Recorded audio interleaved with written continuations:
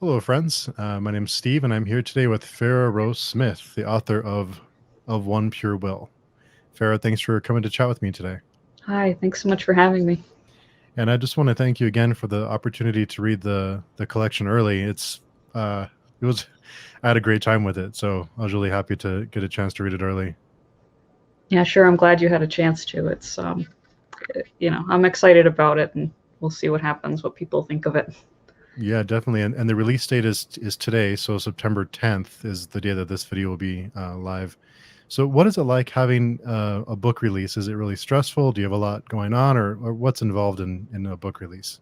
I think there are two sides to it. Part of it, it's very stressful because I feel like between my editor and the press and myself, there are these promotional efforts that they don't always pan out, but you're kind of like rushing at the time of it coming out to get it as much exposure as you can. On the other side of that, it's kind of anticlimactic because for me, there's a big buildup, and then you don't always see. I mean, obviously, you're not in the room with people when they're reading it, and if you're lucky, you'll get some feedback right as people are getting the book, but it's not as wildly celebratory as as maybe it is for some other people. Yeah, yeah. So, how much is that? How much has a book release changed since the pandemic started? Is it vastly different?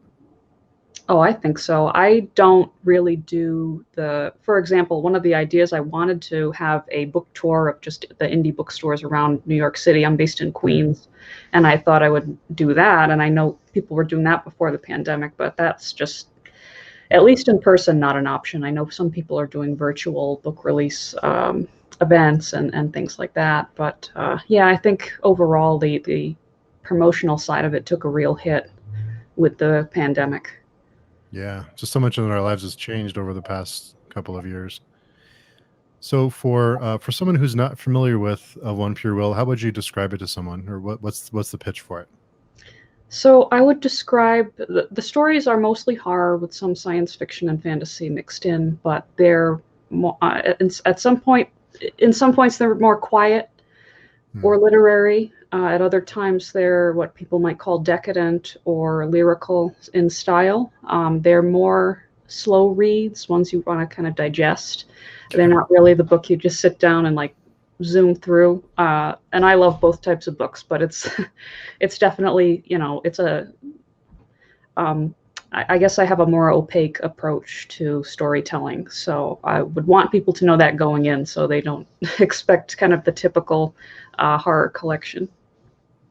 Yeah, it's funny you mentioned that because on my review, I've already recorded it and it'll be released today too. But I mentioned that uh, a lot of the stories that kind of struck that, and I love the stories, but you do have to actively read.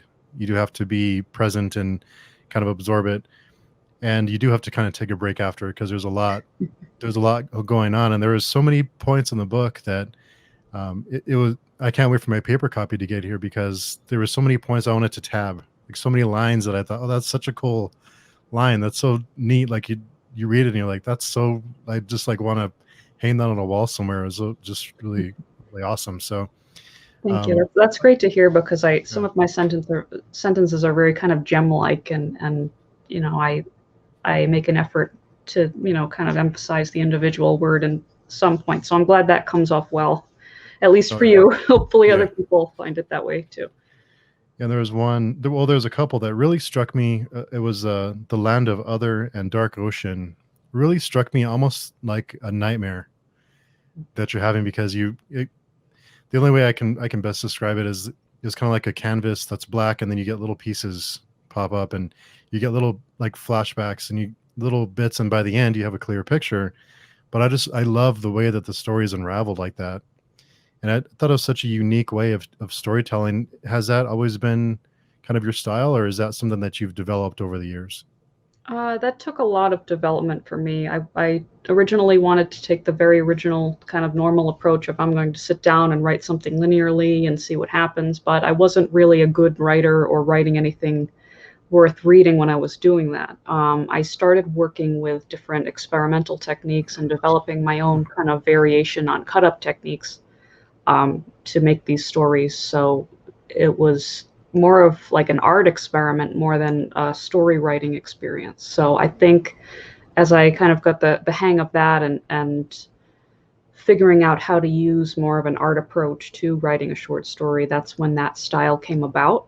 Having said that, I think that style is kind of isolated to a certain time period of my writing, because I've, Hmm. at least in the last year, kind of come out of that, or felt like I was using it as a crutch and wanting to move on to writing in a maybe a more classic process style. Hmm. Oh, that's interesting. Um, what were ways that you developed the storytelling structure? What were there exercises you did, or ways of using different words, or what was involved in that? So my main technique was I would take a large book that was one of my favorite books. For example, I often took The Street of Crocodiles by Bruno Schulz, and I just open it up and I'd see, like, I'd pick one word, flip a few pages, pick another word, and I'd pick like three or four, and then I'd just, you know, my mind would create some type of sentence or two sentences, just kind of mashing those words together, and that would kind of trigger a like an artistic train of thought, a narrative train of thought. And when I was really lucky, I could get a few pages just based on using that technique once. In other cases, I could only get a few sentences out. So there are books, for example, the book, the novella Anonymous that I wrote, that took like 6 years to write, because it Hmm. ended up being close to 200 pages just of like one sentence, two sentences, and Hmm. so that essentially is a cut up novella. Um, yeah. That's so cool. I wasn't aware that. So it's called a cut up novella. Uh, Or, I don't know. I mean, the technique is a variation on cut ups, hmm. because you're kind of moving it around like a puzzle. I mean, there was a through line of a plot that I wanted to adhere to, and there were, glimmers of scenes that I was able to weave in. But this was a technique like William Burroughs used Hmm. for some of his works, and the surrealist writers around the turn of the 19th century went into some of these techniques. I don't know all the surrealist writing techniques, but maybe I wonder if maybe that's why some people will read my work and say, "Oh, this is decadent sounding," because I'm kind of using the same toolbox that they were using. Hmm. Oh, interesting. I wasn't aware of that term. I was not familiar with it, so that's really cool to hear about it. So when you work on either of this collection or any other book you've published, what is it like having your work out there for everyone to read? And you mentioned a minute ago, just kind of people buy your book, they get your book and they walk away, and you wonder how they digested it. What is that like to have something you worked so hard on out in the world? Yeah, I guess I wonder if other people have anxiety about it and they want it to, be received well. For me, I have a real sense of peace about it, because Hmm. for me, it's more of an artifact of a process. Um, Once again, going into more of like an artistic approach, where the process of building something is the real art, and then you have this result at the end. So it's like people are getting a chance to look in on something I've been doing for a long time, and I really love that, especially when I hear about it. I don't there isn't a lot at stake for me, because I have a very kind of centered, peaceful sense of what I'm able to do, and kind of the reach that I think my type of fiction will have, which isn't, at least when I was writing in the style that this collection kind of moves within, um, can do. So Mhm. yeah. Hmm. And have you been writing a long time? Yeah, it was kind of the thing that my mom noticed that I was doing. Like as a child, I was doing picture books when, nobody else was even drawing yet. And she would sit down with me at the computer, and I'd tell her the story and she'd type it for me. And this is in the 90s, when there's like, that the home computers are just kind of coming into being a common thing. And Yeah.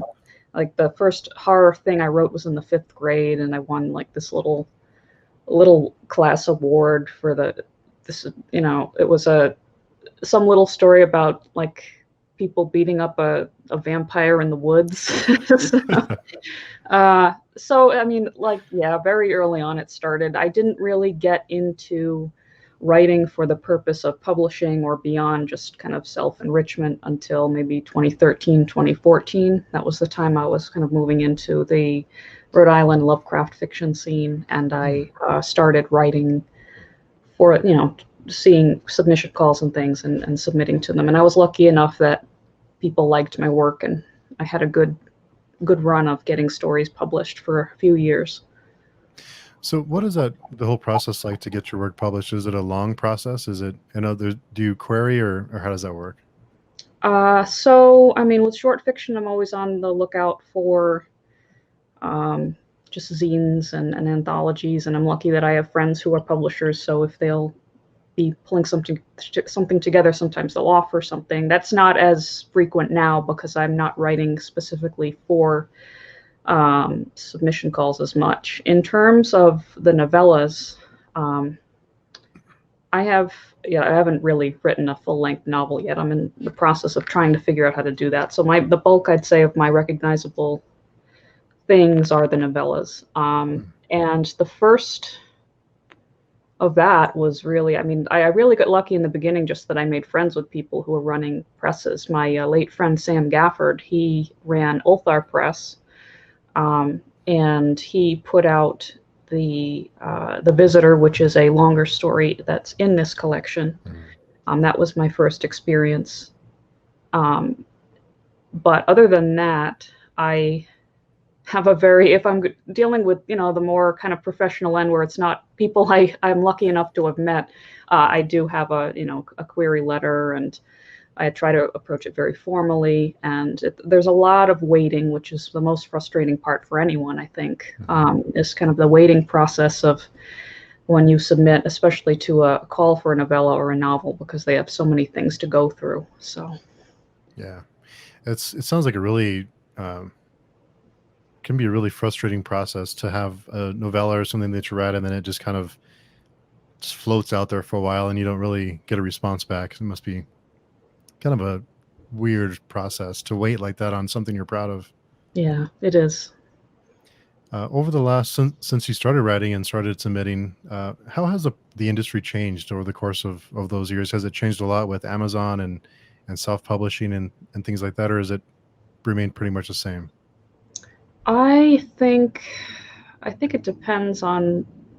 I mean, it depends on the genre. As for horror and kind of speculative fiction, I think there's, as when it comes to self-publishing, I think there's still kind of a bias against self-publishing, which has always been Hmm. confusing to me because honestly, some of my favorite books ever were self-published. Including works by Matt Bartlett, and there's a novel called The Crooked God Machine by Autumn Christian, which is just like, Hmm. to me, it's my favorite novel of all time. And that was self published. So, in terms of that, I think there's been kind of a steady idea that there's kind of an attitude against it, but sometimes something will break through. When it comes to Amazon, I mean, I kind of uh, grudgingly order books on Amazon, even though I'd rather order them directly from the presses. So, in the cases of, like, for example, like Grimscribe Press, you can order that books right from the website. And um, I I don't know if I'm enough on in the position of kind of the publisher and press end of things to know how big or how much things have changed. Hmm. Um, but I do see I mean, there are kind of variations in how distribution works. I mean, just an anecdotal example is, like, I reached out to a lot of indie bookstores to try to see if they would stock this collection, and just no response whatsoever. Hmm. Where it's, maybe old school, like 80s bookstores who might have had a good chance, or something with more of an like artistic scene type thing. But nowadays, even the indie bookstores are stocking mostly people who have, like, the classic, the agents, and they're coming out through bigger presses and things. So, Hmm. so maybe there's more of an emphasis on the commercial. Well, there's always an emphasis on the commercial nature of how a book can do. So I don't know. Maybe I don't know how the sales things work. Yeah. And you mentioned the Crooked God Machine. Is that? I was writing the name down. That's the book. The book you mentioned. Okay, I was want to be sure I write it down so I can go get Yeah, it. that's an yeah. Autumn Christian is right. She mostly writes science fiction, but that book is just a nightmare, like a the most kind of efficient depiction of a nightmarish story that I've ever read. And it's very, I mean, it's not for somebody who doesn't want to be like, kind of feel like depressed and gross at the end. But, you know, it's really a nightmarish, it's brilliant though. And I think like, that's why I'm a really big fan of self-publishing, because I mean, a lot of the criticisms of self-publishing are usually like, oh, the cover's bad, or there's not a lot of copy editing. It's not, it's more presentation-based criticism rather than content criticism. So I Yeah, try to advocate as much as I can for people who, you know, aren't really getting in through the classic, even if it's small press, because uh, I mean, small presses are usually run by one or two people, and they will have their own idea of what is a good story, and that can be very subjective. So yeah, yeah. Some of my favorite books this past year have been self-published books. I read a lot of self-published, so yeah, I don't get I don't understand the bias that some people have for it. It's strange. yeah. But you did mention you started writing when you were 5. What were some influences that kind of inspired you to start writing and to kind of get those kind of stories out? Yeah, the honest, well, if we're going back that early, I have no idea because it was so early. In terms of, I mean, my mom read a lot. We were a reading family with, you know, storybooks and things. In terms of moving into like horror and science fiction and fantasy, that was more of a visual media type thing. Like my dad and I would watch Mystery Science Theater, and he loved all the Universal monster movies. So I was watching those things very early. Even things like, you know, he'd have The Shining on, and I was way too young to be in the room to be watching it, and like he'd get in trouble with my mom because it was like I was seeing it, and you know, so maybe the horror stuff mostly came from my dad, and then I grew up a few towns over from Providence, Rhode Island, so Lovecraft was a name that was always coming up in school, and like when we did the tours in the city, and um, I actually didn't read his works until later, when I was a teenager. But those were, I'd say, the real catalyst of me wanting to pursue writing as something more than just a self-fulfilling thing. Mhm. Hmm. So, so Lovecraft is really big on in Providence. Yeah, yeah, he Yeah. was born there, and so that there's a subculture and a literary culture there around his legacy. Hmm. I wasn't sure if that was really a because I've read a little bit about that, but I wasn't sure how big how popular that was there. If it was a big deal, or if it was exaggerated from what I read. I'm not sure. Maybe it is exaggerated, Oh but no. because I was in it, it was a big part of my initial kind of coming into the writing scene. So Yeah. maybe I have a skewed idea of how big it is. I know weird fiction is a kind of isolated thing, and sometimes you'll get kind of strains that come out into traditional horror. Mhm. Yeah. What's some of the best advice you've received? I'd say I have a friend who is a film director. He initially did short horror films, and then he moved into more films that were narratives kind of depicting the abuses of the Catholic Church. Um, he had been through a lot of really horrible, tragic things. I met him in Boston when I was doing indie film. This would have been like 2011, 2012, and Mm. his whole thing was that he didn't care at all. It didn't bother him at all if somebody didn't like his movies or didn't like his writing or his work. He'd say, oh, you didn't like my movie? Great. Let's go get coffee. It was because he'd been through stuff so bad already that this was really art he's still around, is a gift to him. And you Mhm. can even, share it and be friends with people when it's not quite your thing. So I really appreciated that, and I still appreciate it because I definitely took my work and myself way too seriously when I started out, and things like bad reviews or whatever would hurt. And now, usually I agree with the with the bad reviews at times. I'm like, okay, I can see that, and it's fine. It doesn't bother me at all. Yeah. And what I'm curious about Goodreads and the rating system that we have now. Is that do you think that that's a good system to have because you can really turn people off of a book, or there's some authors that uh, get bombed with bad reviews for something stupid they said, or for whatever the reason is. What are your thoughts on that system of ratings and having so much stock in those ratings? Yeah, I don't like the numbered and starred rating systems. I have a problem with it both on Goodreads, and then on the other side, there's like Letterboxd, which is a film, more of a like film-based site for things you've seen and want to rate. I just find that at least when I'm using Letterboxd, it's like, oh, if I give something a rating of a 4, it's totally different from why I rated 10 different things a 4. There's not enough complexity in a number system to, you know, really help anybody in what they're looking at. I mean, I think the great value of Goodreads is that someone can write a review and post it on there. Having said that, you still get people who just decide to like review bomb. And, it's, I would like to think that there's people on the site that would watch for that and realize it's an inconsistency. But, I don't know, because like, for example, someone left a really long review of something. I don't even remember the piece of mine. And they said, oh, they're going to give it a 1-star review because they think it'll get a lot of 5-star reviews and it'll bring it to the medium of a 3, which it probably is. And I'm like, it's just, too much for me. I just, yeah. For me, if I want to read a book, it's word of mouth, or it's something I've come across in my own research. Hmm. And for you, how important is having an editor? What is that process like to have an editor? So that's a complicated one for me. Honestly, I've only had a content editor for one short publication, and that Hmm. was when I had a story in Lackington's magazine. That was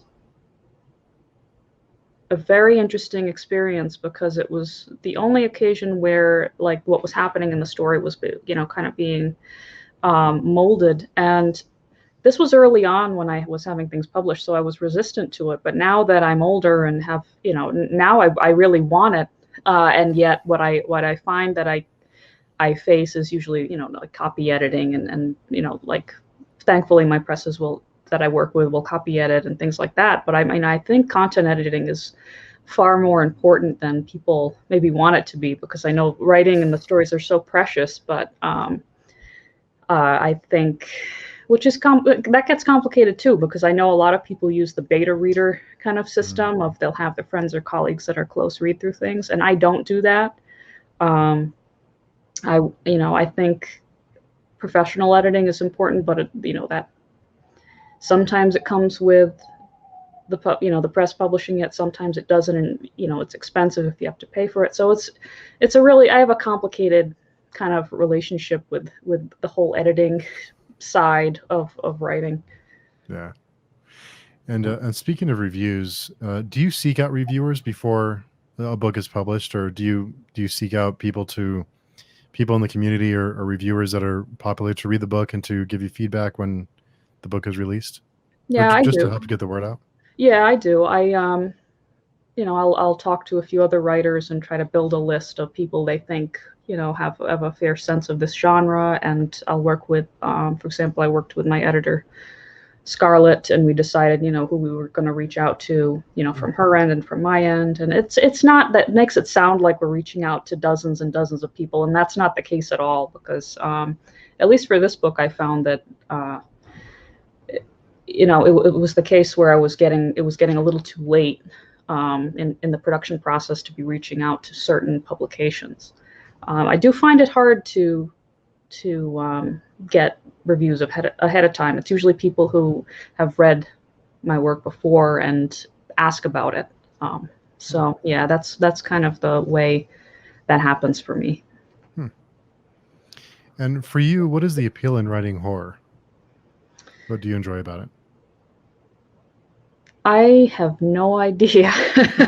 And I really, that's my honest answer because I guess I could say, oh, it's cathartic to write like violent things, but I don't really write violent things. Or Yeah. it's just, it's for whatever reason. And a lot of it translates from, you know, I loved classic horror like Lovecraft and Poe so much. I loved all these movies I watched with my dad. It's a comforting thing because these were kind of thematic things that showed up so early in my life. I think that's the kind of greatest way to explain it. Also, that I found that other people, I mean, there are all types of different, horror fans, but I found that the closest people that I met in my life were also fans of these things. So it was Hmm. also a way to kind of bond with people who were responding to the same things for sometimes very different reasons.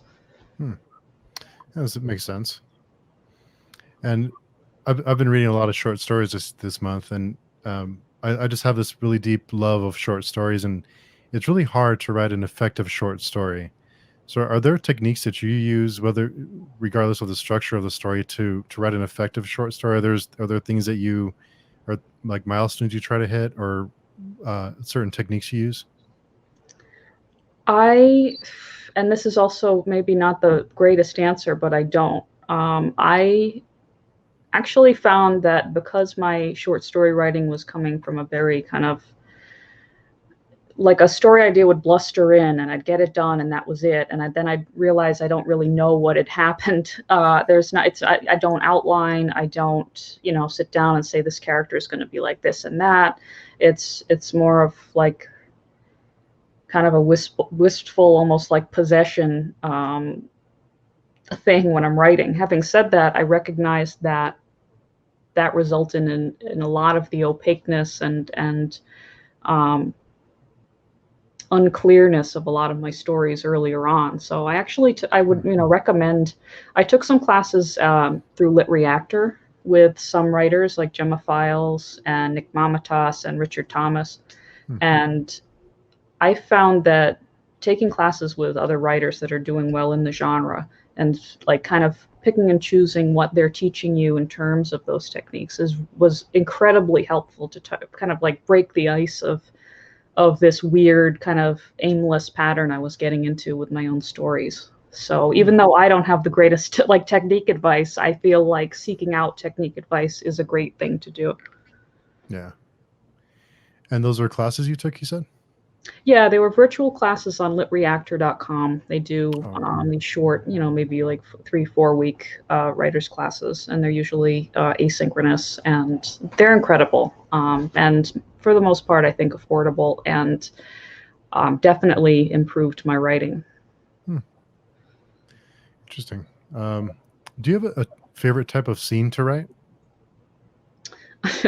I like writing scenes. Like my favorite overall genre, I would say, isn't even horror. It's more like tragic, like horrifically tragic relationships. So I like writing almost theatrical play-like scenes of people arguing, and and that a lot of that comes once again from film because I found that all my favorite scenes in film are these climactic scenes of like couples arguing, like there's almost like a Shakespearean tragedy element to it. So I like writing things like that, that like it's the epicness of interpersonal relationships rather than the epicness of like a space epic or something like that. It's amazing how powerful just a conversation can be, or just two people with a disagreement or having an argument. It's wild. Yeah. Yeah, that's great. Um, do you have inspirations from other forms of media that kind of inspire your possessions when you're ready to write a story? Are there certain types of media that kind of propel those ideas?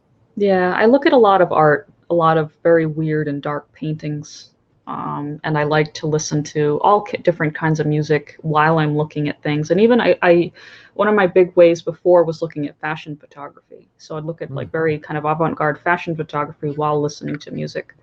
And it's not like, oh, I'm going to pick something that looks horrific and listen to dark classical music. Like sometimes I would be looking at something, pretty normal and listening to like rap or R&B or like something that there's no match whatsoever, and that kind of clashing would spur something Hmm. in my head. So yeah, that was something I really did, I'd say, earlier on. Um, Not so much now, though. It's something I've been meaning to get back to because I find myself kind of not having a writer's block moment, but losing. I'm at kind of an impasse with new ideas right now. So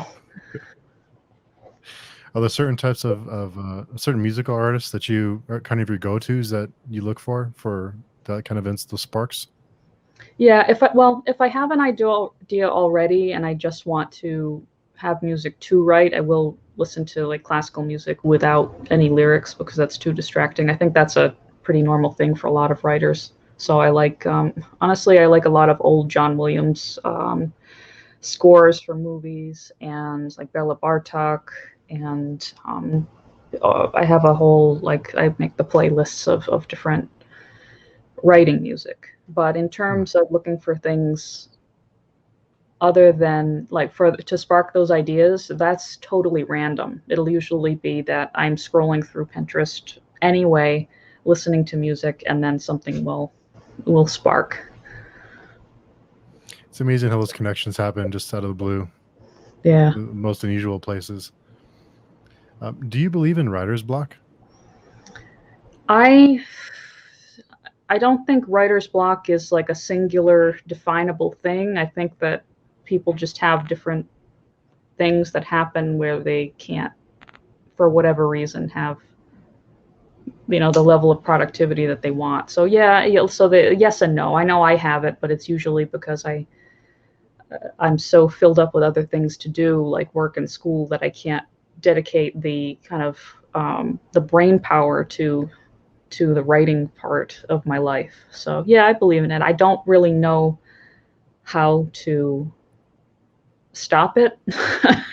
Other than, for me, it seems to be if I get angry with myself or yeah, I feel like the world's moving on without me in terms of writing, that will sometimes spur some energy to do something. But yeah, I go through periods of time when I don't write. Hmm. Do you get a lot of questions from aspiring writers on advice for people just getting into the business or just getting in, wanting to get their work published? Do you get a lot of questions from people that are needing help getting started? I actually don't. I had at one point at ReaderCon, which is a con I go to up in Quincy, Mass. It's been virtual since the pandemic, but the last time it was going on, I had just one person approach me to ask a few Hmm. things. But other than that, no. And I think that's kind of for multiple reasons. One being that I'm not a super established known name in the genre, and also I find that people tend to ask the men more for Hmm. advice. That's something that I've noticed. So yeah. So no, I'm not I'm not really the go-to for writing advice, though I would love to. I mean, when I think about it, like I'd love to teach kids how to write. Or like that seems like a much more that's much more my speed when it comes to giving advice is probably for kids. If an aspiring writer came and asked you for advice or kind of some pointers, what would you tell them? In terms of writing as a craft itself, I think it would be very generic advice about like make sure you're writing for yourself, and there are elements of commercial appeal that you can research and integrate where you want. But ultimately, if you're not writing what you want to write, you're not going to be happy. I mean, there's people that really grind. I know people doing writing in all different ways that have like side jobs and are doing it. I know people who are doing it full time and are very happy, and I know people doing it full time and are miserable. So at the end of the day, if yeah, it's so variable. So I'd like to think I would like to think that there's always some type of joy that comes with it. That I don't think it should be something that's misery making. So I'd say if that's the case, then kind of at least kind of re-evaluate what you're writing, because sometimes that can be as simple as a genre thing. Like there was a time I wanted to stop writing horror because I felt like it was kind of feeding into a lot of negative kind of Hmm. thought loops and things, which thankfully I kind of grew out of. Um, Other than that, I think one of the big problems, at least I find in the horror genre, is there's this tendency for personal and professional to cross over. So Hmm. you'll be making friends, which are anywhere from like acquaintance type friends to close friends, but you'll also be working with them. And at least for me, that has created a lot of disaster scenarios because you don't really have a recognizable system of boundaries when you're working with someone who also, knows all your like traumas and things you're going through. So I would say if someone's young and getting into writing, to be very careful about navigating the kind of social dynamics of what you're doing, because especially in the world of social media, and I know this more than anybody because I've made I battle with myself about if have I made huge mistakes or were they necessary at the time, and things like that. But you unfortunately have to be careful, because another good piece of advice somebody said to me was um, you can never make someone forget what they think you said. And I found that to be, very good advice for anybody in any kind of part of the or level of the writing business. That sounds like really wonderful advice, and that's something I wouldn't have thought of to even think about. Do you think that's you mentioned with the horror community? Do you think that's unique to horror, to the genre? Or is it from what you've seen, common in other genres of writing? I'm not sure. I know that, I mean, I've mostly been in weird fiction and horror for the past decade. I haven't really had a lot of communication with people, and fantasy and science fiction would be the most adjacent genres. And I don't know anything about literary fiction communities, but I mean, I do think any arts community is going to have its conflicts, whether it's professional or interpersonal or crossing over. I mean, I was in kind of the Boston indie horror film scene for a few years, back around like like a 2012, 2013, and that certainly had a lot of sticky social things that you had to navigate. So I mean, I think it's anywhere. I wouldn't want to say, oh, people who like horror have a tendency to be bad. That Yeah, just wouldn't make sense. So yeah, it's probably something you have to be careful of in any kind of arts community. that makes sense. Like I said, that's really great advice. And you mentioned that at conventions and things, people normally go to the men to ask for advice. Did you have trouble being taken seriously when you first started writing, especially in a genre like horror? Uh, Absolutely. Yeah. I mean, I hate even saying that because um,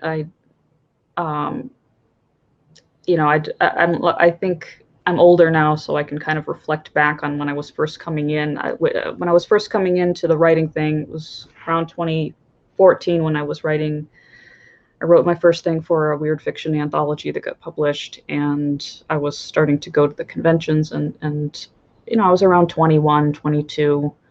Um, didn't have a lot of professional experience in any sense and had all kinds of other problems. And I, I mean, I don't know. I felt very kind of, at least for me personally, I felt out of place, but really wanting to find a place. I would be very lucky where I would meet people who were wonderful. I think I was especially lucky that I met people who recognized that I was in it for the writing, and also had a genuine interest in the books and was actually reading the books and things. But there were also negative experiences of dismissal and certain types of people who won't talk to you, or people Hmm. who look down at your name tag to see if you're important and then they walk away. And Oh, and wow. that happens to a lot of people. So there is, I don't know, it's complicated for me because I don't want to ridicule other people, but there are people, at least at that age, 21, 22, that are hanging around for different reasons. And I can recognize how people maybe can't make the distinction about who's there for writing and who's there for other things. And Hmm. my general attitude is that if I'm still around when the writing things when I'm like 70, they'll understand why I was there. But Yeah, it's difficult. And it's also difficult because I ended up, marrying another writer. So there was definitely a period of time where um, I had kind of disastrous social, reputation problems that kind Hmm. of, I was lucky that they didn't dent my ability to get published because people knew I was a good writer, but it did make me very uncomfortable at social events and readings and things like that. Hmm. And you mentioned a little bit about social media, and social media is really great because it brings people together, and we wouldn't be having this conversation without it. But are there certain things that you do to limit social media to use it in a healthy way or a constructive way? Because it seems like even for someone like a writer, it seems like it can be really distracting when you're trying to get things done. It's really easy to get sucked into it, and they build these platforms around sucking us in and wanting us to spend our time on there. So Yeah. are there certain things that you do to use it in a healthy way? So I would start by saying I used to not use it in a healthy way at all, where it would be a real tool of avoidance where I'd be on all day and I'd be getting into arguments with people, and it was a disaster. And so I actually took a break from a lot of social media platforms for over a year. Hmm. And when I came back, I found that it was better for me to use it for work specific things rather than seeking types of kind of shoring, like emotional shoring up or things like that. Having said that, I think luckily I've reached the natural progression of just being very bored with social media because it's very, there's like so many people and everything. They change platforms and they're very fiddly, and um, I'm lucky that I just have this natural annoyance with it now where I don't have to say, oh, I need to, get off and stop doing this or that. And I'd like to think other people are like that. And I think the pandemic kind of changed the way people see, well, at least some people see social media, because I know there's this real need for people to go outside and see people in person. So, I mean, my hope is that there'll be kind of a cultural shift in realizing that the negative uses of social media are taking enough of a toll that we need to reevaluate how we're using them. And for me, that the case is I use it to communicate with some friends and try to promote the book without being too obnoxious, and that's it. Yeah. Well, I'm with you in hoping that we have that kind of cultural shift to move away from it and use it in a responsible way. It can be really it can become an addiction, really. So Yeah. it's tough. And we mentioned the pandemic, but has the pandemic changed your writing style or the way that you perceive certain types of stories? It's funny you say that because I was reading a story the other day, and there was something that made it clear that the person wasn't wearing a mask, and for some reason that was weird to me. And at that point, I realized, oh, this really has changed the way we're thinking about things. So, I mean, there'll be tiny little things like that. In terms of my writing changing in the pandemic, I think the big change for me was that I couldn't write, because for me, right before the pandemic happened, I was going to school full time. I had a full time internship. I was always on the move, but I found that put my brain on this kind of super productive level where I could come home and I could write a lot. And then that just stopped when all the shutdowns happened. So there was this kind of downslide of the level of thinking and movement my body was doing. And then I just found that I couldn't write. Hmm. And I think it's been the biggest kind of lull in writing that I've ever had. So I don't know if other people have experienced that. I think maybe other people are lucky that they have that they saw it as this, unbelievable burgeoning amount of time that they could do things. But for me, that just didn't work. Hmm. And it makes sense because when you're always on the go and you're always doing things, your brain, like you said, it's always moving, and you seem like you're more productive, and then you suddenly stop and everything, your mindset and your body and everything changes overnight. And plus the stress and the not knowing what was happening, and it all happened so fast. So it's that adds to it, I'm sure, is the unknown Yeah, makes it harder to absolutely. process. And we talked a little bit about negative feedback, but does negative feedback change? How do you how do you use negative feedback to change your writing style, or does that come into play at all? It does, because I found that people really liked my stories, but they didn't always know what was going on, and then they would start describing them as prose poetry, which is much more of an abstraction than what I was trying to do. So I realized that when I was writing the story, I knew exactly what was happening, but there was some kind of disconnect with the language I was using, which is part of why I wanted to, have this collection kind of encompass one era of writing, and then I move into something else. So negative feedback, yeah, it does. It doesn't hurt me anymore, Mm. but it does let me know what's not working for some people. Like, I recognize there's some people who like that very kind of abstract approach. So it's not that I want to eliminate it, but I also want to write things that are accessible to people who want a more clear plot or character driven thing, which I want to write because I want people to not just. I'd like to think that I can write something that people can read fast, and then still write the things that people need to read slowly. Mm. So I'm kind of working on that. And other than that, I mean, there are some cases where I feel I'll get on. There's only one real case where I felt I got an unfair review, and it was because someone took the publication. I had this, I had this little self-published poetry book um, that was made very much as kind of like a joke, but nobody got the joke. Like, it was written, like, I wrote it in like an hour, and it was all cut up poetry. And to me, there's poems in there that make me laugh, but people were taking it very seriously, and it got reviewed in a journal, and I'm like, no, this was not supposed to happen. So I don't know. So then there are weird things like that, and I'm just like, okay, maybe my friends get it, but there's going to be some weird misunderstandings too, and I just have to deal with those. That's funny. So, you had mentioned of One Pure Will being an era that of your writing that you wanted to have it in a collection. What's the next era for you? What's next for you? What kind of styles are you working on? So I'd really like to move into more kind of linear narratives, and my big challenge is I have this dream novel that I said I could never write until like I was 40, but I'd like to start it way before then. But I want to be capable of writing a novel, and it's very difficult for me just for kind of more honestly medical reasons of like having different headache disorders and not being able to look at the screen as much as the normal person. Hmm.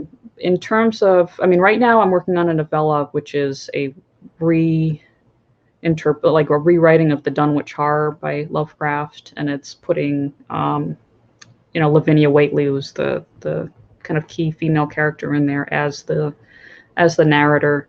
That's something that's been done before in short fiction. I know that. I haven't read the stories, but I know that's something that people are interested in hearing. And I felt that also coming from a perspective where I'm in graduate studies studying disability in literature and like disability theory, I think I have a different take on how that character can be molded in that story. So that's something I'm working on. And that's a real challenge for me because I don't, there's kind of this, there's like the new school of weird fiction, and then there's the old school weird fiction.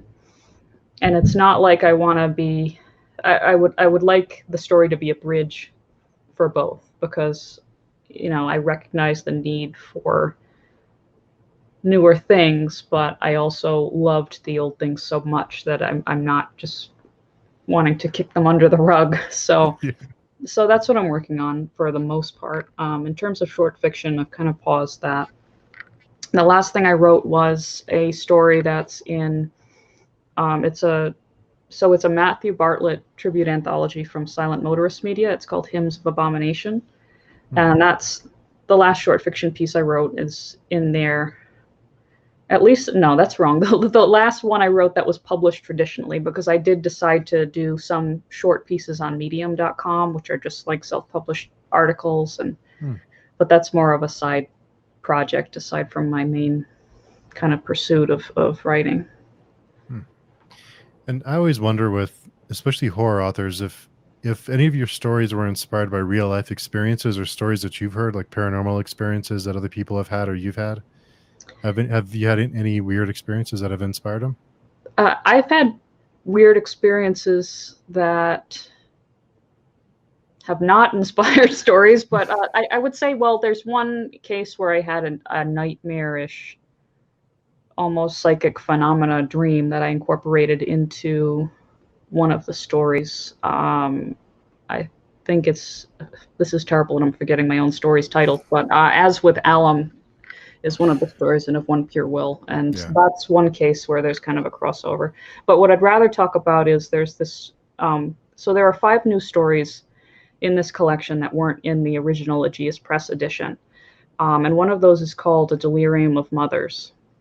The title is actually a line from a Russian symbolist novel written by Andre Bailey.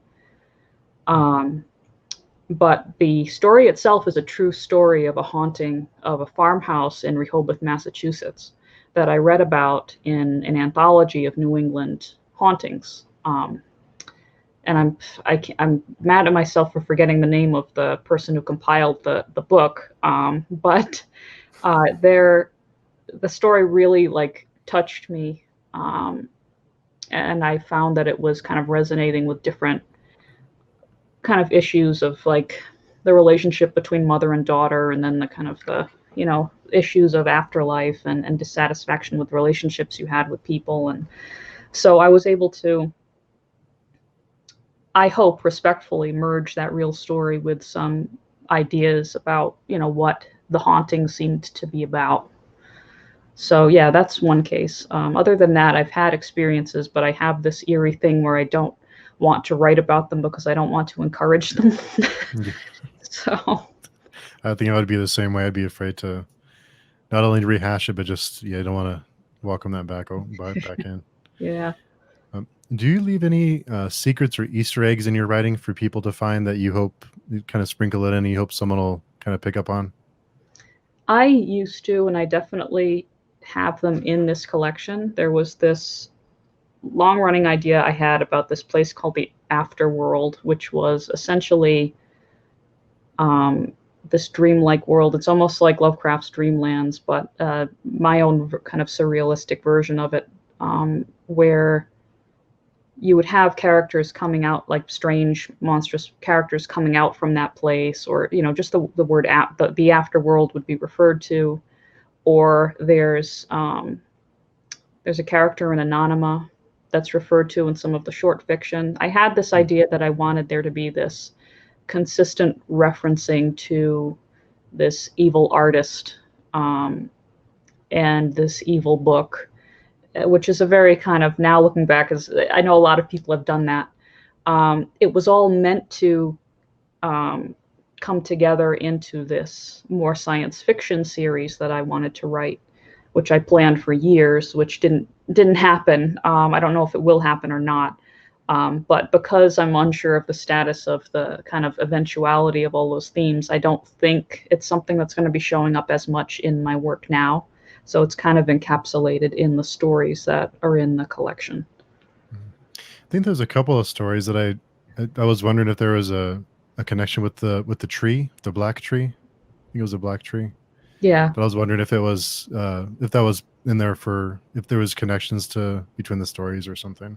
Yeah, there's like there's the black tree and of marble and mud, and there's the black cabinet in Sorcerer Machine.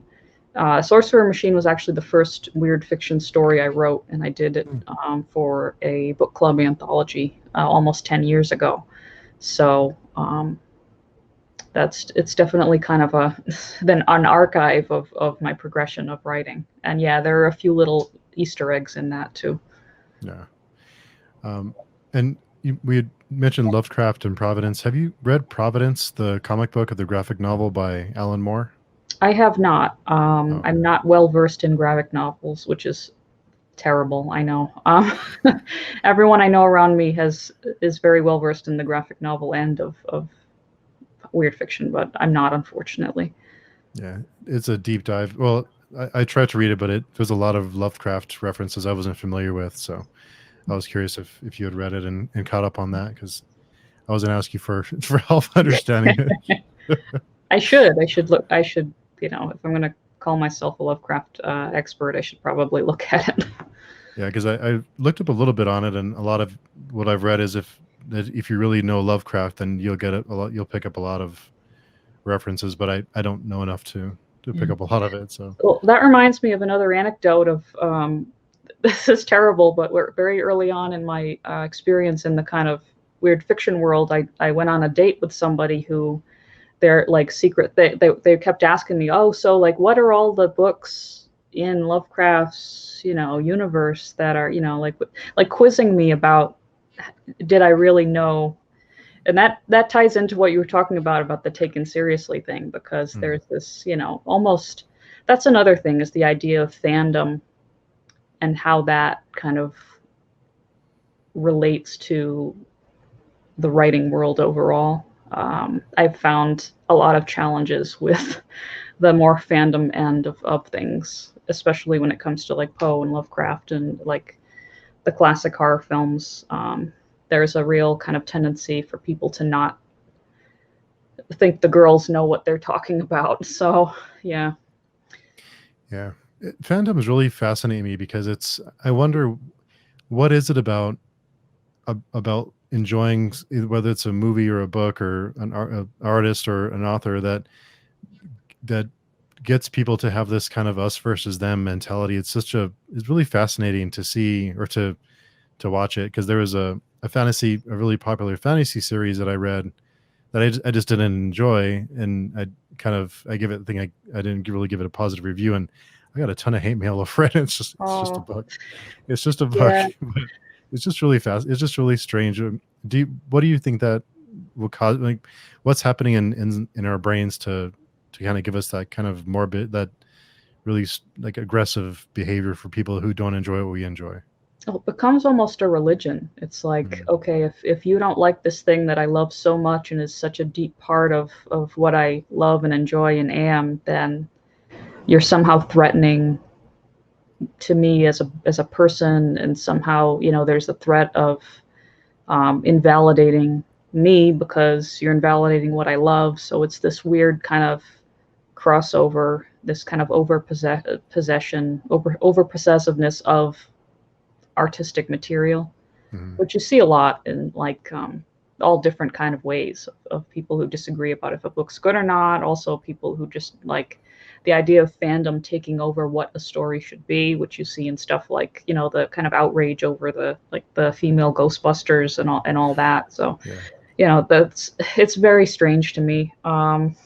Having said that, I'm also like I'll see merchandise and things of stuff I loved as a kid in the early 90s, and I'll get frustrated because I feel it's taking the spirit out of it. So I'm not completely innocent in that, but I would never feel the need to send hate mail if somebody didn't like something. That's a little too far.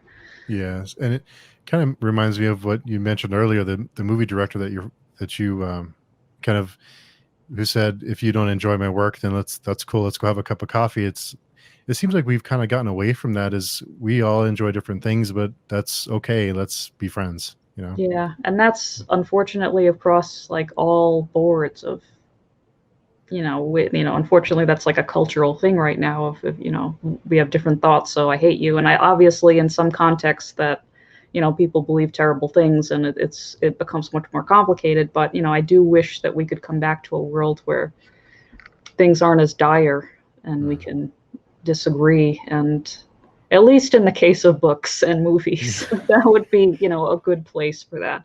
And plus people forget that like arguing about arguing about if something's good or not with a good nature and Mhm. with humor, that can be a really fun thing to do. Like you don't have to take offense. Yeah. Yeah, it's funny because you mentioned the back in the late '90s, I had a friend who we would go and watch movies, and we go and sit and have coffee for hours and just talk about movies or books or whatever. And it seems like like you said, it just can be a lot of fun just to talk about those things. And it's too bad. Hopefully, we go back to that, and hopefully that cultural shift will include that. Yeah, I hope so. Yeah. Do you have any favorite authors? I have a ton of favorite authors. So I would say Bruno Schulz, who's a Polish fabulist. The Street of Crocodiles is, and the Sanatorium Under the Sign of the Hourglass are the really main um, collections that he did. Those are hugely influential for me. Also, Eugenio Pinera, Hmm. and I always forget if he's Chilean or Cuban, but he is an author of what I consider to be some of the greatest weird fiction ever written. And there's this one collection called Cold Tales. Cold Tales. And there's also a novel that he wrote called Renee's Flesh. But in terms of Cold Tales, it's some of the strangest like ideas I've ever read and executed in such a brilliant way. It's almost like, my other big favorite that I, consider myself a scholar in is E.T.A. Hoffmann, the German romanticist. And he's like almost like the Latin American Hoffman, even though he's totally different, and I wouldn't want to just describe him in that way. But for people who know Hoffman, I think that would give them an idea of the kind of stuff he's doing. Um, Also, Clarice Lispector is a Brazilian author.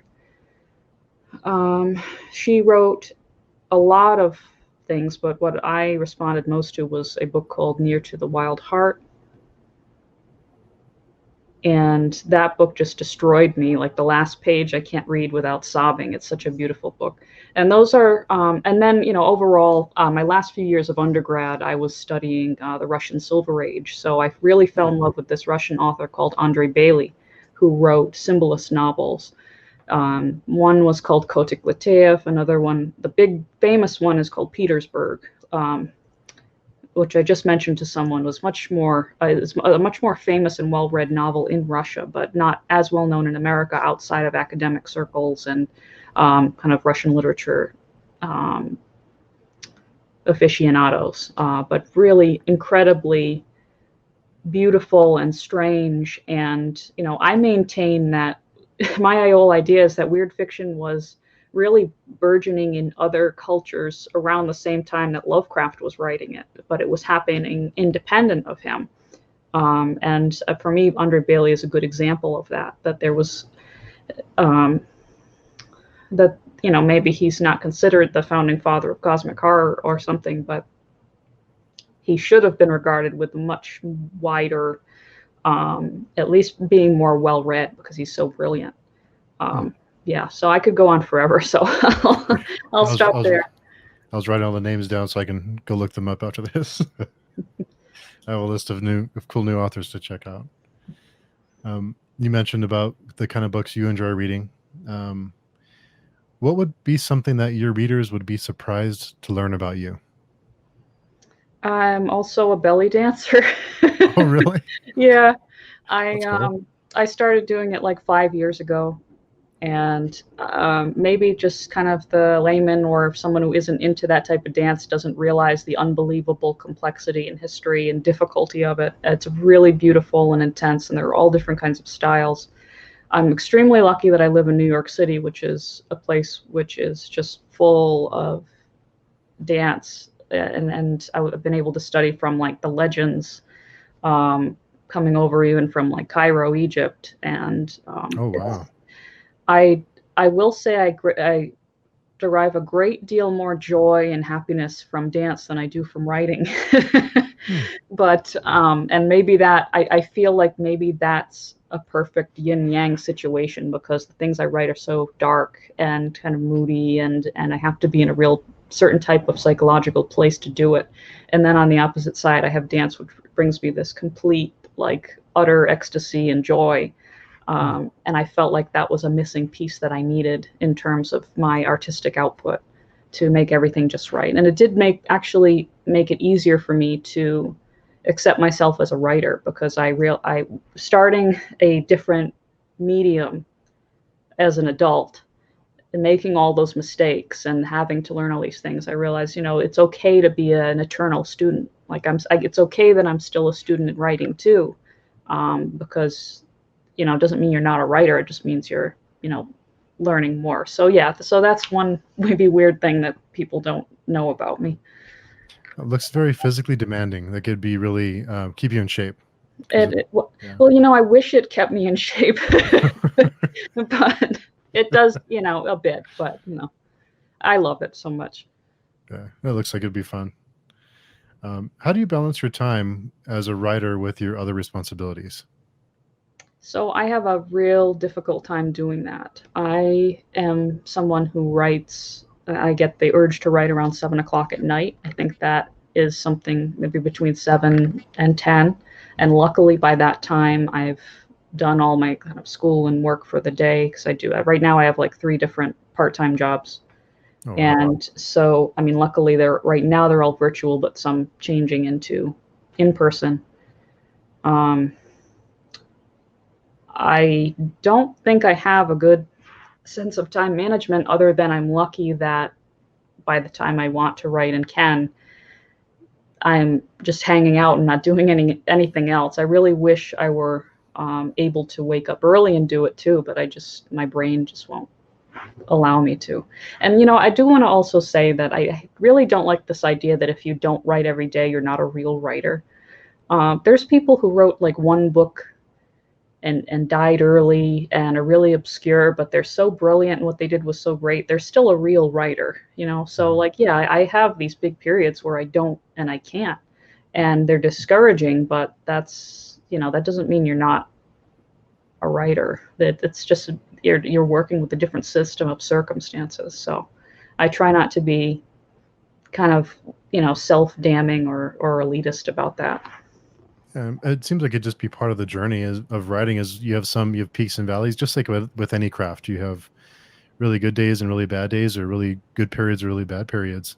Yeah. And if it's not something that if you don't feel the desire to write, then don't write.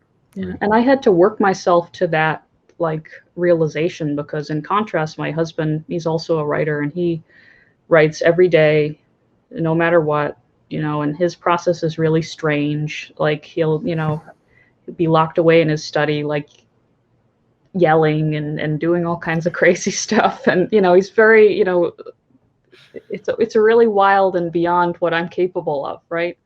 And I said to myself, especially because he's more prolific than I am, and obviously he's older, so he's had more time to write more things. And I said to myself, well, am I a real writer if I'm not doing this like unbelievable level of intensity when it comes to the craft? And yes, I am. I feel like people need to realize that even if something looks like it's more of an effort, sometimes what your effort is enough. And if you don't know that with like the little effort you're able to give in one day of writing, you don't know what impact what you do in that day is going to have later on. So hmm. yeah. I think if everyone was honest with themselves, I think we all have those doubts, regardless of what our profession is, or we all have the days where we wonder, are they going to find out that I really don't know what I'm doing today? I know I feel like that every day. So Yeah. I think we Yeah. all have those days. Does your husband write horror books too, or in the genre?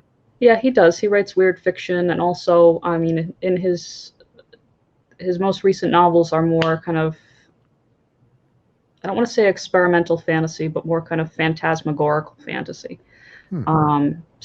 But he focuses more on novels. So there's um, that's in sharp contrast to what what I do. I feel, even though sometimes we're writing in the same kind of genre Mhm. boundaries. Do you two bounce ideas off of each other and kind of trade story ideas or anything like that? So I'll ask him what he's working on, and he'll let me know. And I usually don't tell him anything I'm doing. And it's funny because I had a friend once who said to me that they were a little jealous that I was married to a writer because they were married to someone doing something totally different and they could never talk shop. And I remember thinking like we don't talk shop.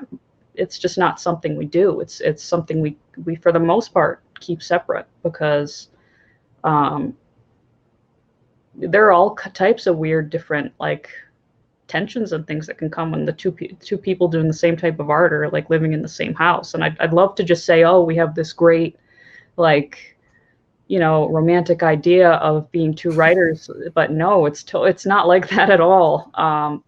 We're very encouraging of each other, but we make sure we give each other the space to do what we want to do.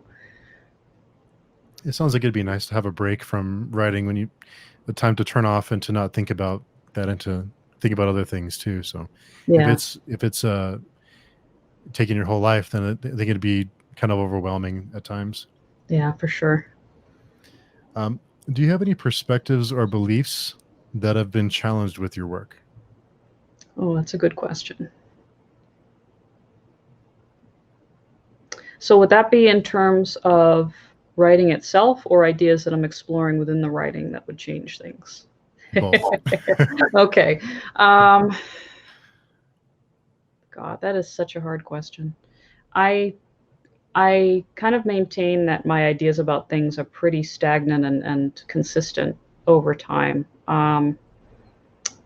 And over time, I've also learned to divorce myself from the kind of intimate level of connection I've had with my own characters. Um, for example, when I wrote Anonymous, which took like 6 or 7 years, I the whole villain character in that story, like I know years after I'm dead, if anybody finds it in a dumpster somewhere, they're going to be like, oh, this must have been one of her boyfriends or something. But the villain character is just a personification of my own self-loathing Hmm. that I had at the time. And so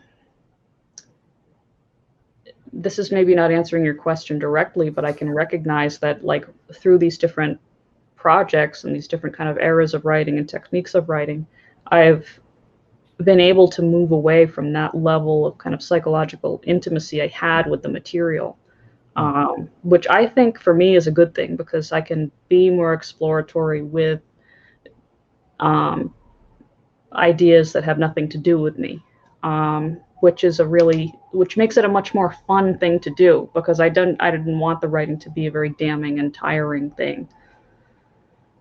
Yeah, to have that barrier, that distance between you and your work, is that part of it? Yeah, I think that's important, and it's interesting because when I was a kid, I wanted to be an actor, and I asked a similar question of a stage actress, and I remember her saying, "Don't take the work home. Like it's not personal. Don't take it home." And I remember as a kid getting mad at that. Like it is personal. It is like, but now I'm like, oh, she was right. She was right. Like you really have to have like self boundaries about what level of yourself you're putting into something. At least for me. I know other people might not be like that, but um, I'm actively finding out what works for me, both in process and in content. Hmm. Yeah, that is important to know that and to have boundaries. Do you feel like horror is a genre that's accessible for most people? I Horror has this very interesting and strange reach. Um, that's a complicated question, and I also think that changes in terms of medium. I think we have a culture that's very interested in horror film. Not so much, I know I recognize horror fiction doesn't do as well in terms of reach, at least if you're not one of the top, like a Clive Barker or a Stephen King. Um, so, but in terms of like accessibility in terms of content, I have no idea. I guess that would be dependent on someone's, stomach and ability to, process different things. I am going to take that word and change it a little bit because I know, in terms of like accessibility towards reading, I once had somebody reach out to me and ask me, if I could send them an ebook of one of my books because they weren't able to hold a book. They had a Hmm. disease where they couldn't actually hold a book. So just taking that word accessibility and changing a little bit, I really think it's important for presses when they put out a book to have different formats. And I, say like, the paperback and hard copy, if you're going to like do hard copy, the different versions and also audiobooks. And I think people aren't really investing as much in audiobooks because it Hmm. does require, you have to, if you're having the author do it, they have to either go to a studio, which is expensive, or they have to have a setup at home, or there's all different types of problems. But I really, because for whatever reason horror is such a therapeutic genre and an attractive genre to people who have all kinds of problems, whether they're like medical or interpersonal, whatever, I would love, especially the small press, to really look at the different ways they can, make the story available to different people who need to experience it in a different way. Hmm. That's a good point. But like you said, I think from the authors that I've talked to, I think the biggest barrier there is cost, especially for self-published authors. And I wish more would narrate their own books. I think that'd be Mm. great to have, because I know one of the friends that I've made through doing YouTube videos is Jeff Lane. He released his books in a podcast format, and like he narrated each chapter, and I thought that was, I'm not really a big audiobooks fan, but because he narrated it was enjoyable to hear him narrate the book. So I wish more authors would do that and be willing to do that. There's a certain connection there that when an author narrates their own book, there's something cool about it. Yeah, and also you hear sometimes you hear a cadence or a way thing. At least I know from my work and also from my husband's work, people actually enjoy it much more when they hear it because a lot of the writing we do does have a more kind of, I don't want to say theatrical, but it just sounds better read aloud. So yeah, I hope that that's a trend we move towards. Yeah, well, that's a good point. I'm glad you brought that up. That's a really good point. And the last question I have for you is, do you have a favorite book to movie adaptation?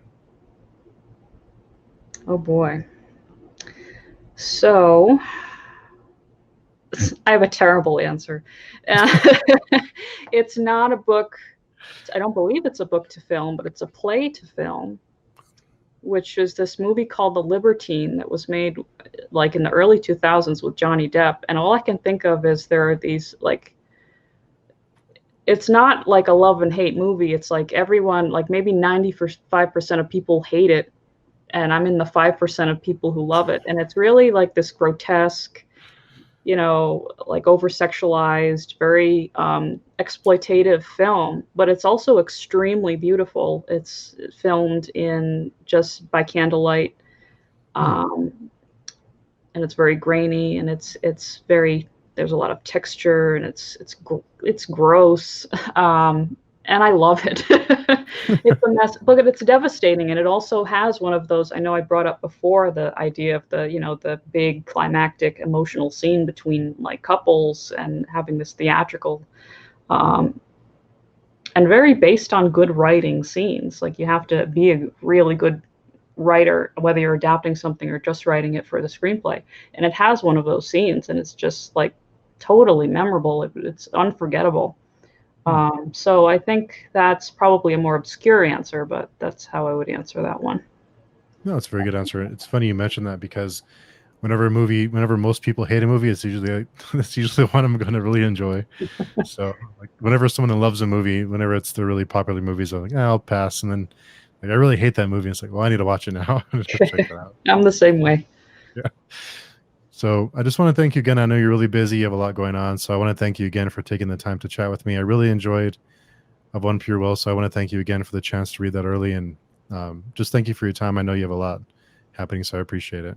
Yeah, thank you so much. This was great. It was great to talk to you. Hopefully we can Yeah. do it again sometime if I have another book out someday.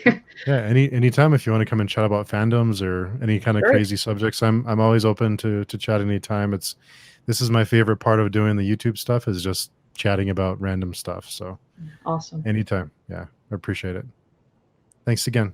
Thank you.